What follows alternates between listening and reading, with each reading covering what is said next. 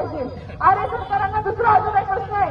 मराठा कुणबी समाजाला ओबीसी मध्ये आरक्षण, हैदराबाद प्रोजेक्टमधून त्यांना आरक्षण मिळालं ना, मग आम्हाला का नाही? आमचे 1950च्या पूर्वीचे पुरावे आहेत आमच्याकडे. आज पण आमच्या भावदादाचे पुरावे आहेत आमच्याकडे.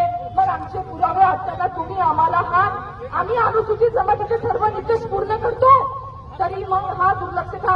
मी तर म्हणते आम्हाला जाणीवपूर्वक आरक्षणापासून दूर ठेवलं जात आहे. जेव्हा आम्हाला शिक्षणाचा महत्व कळाला तर आम्हाला शिक्षणापासून वंचित ठेवलं जात आहे.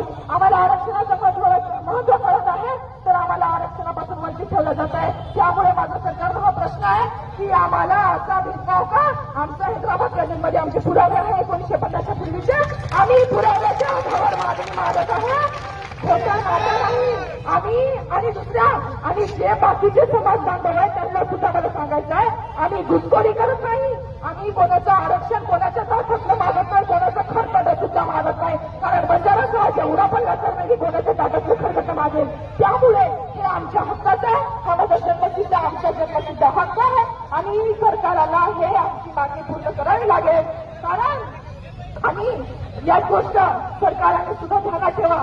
एक गोष्ट सांगू, हा सरकार कान असून बहिऱ्यासारखं वागतो, डोळे असून आंधळ्यासारखं वागतो. त्यामुळे सरकार आता डोळे असून आंधळ्यासारखं वागू नका आणि कान असून बहिऱ्यासारखं वागू नका. कारण बंजारा समाज त्यावर झोपलेला नाही. बंजारा समाजाला जागा झालेला आहे. बंजारा समाजाला रोखू शकत नाही.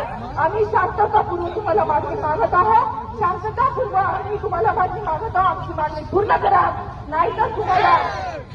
नाहीतर तुम्हाला 17 सप्टेंबर येणाऱ्या 17 सप्टेंबर रोजी मराठवाडा मुक्ती संग्राम दिवाळी साजरी करू देणार नाही. आणि ज्या दिवशी पूर्ण प्रत्येक तालुक्यात प्रत्येक जिल्ह्यात आम्ही जाहीर निषेध दाखवू. आम्ही तुम्हाला काळा झेंडा दाखवू आणि मराठवाडा मुक्ती संग्राम दिन हा काळा दिन म्हणून आम्ही घोषित करू. त्यामुळे सरकारला मागणी आहे, हम बंजारा है.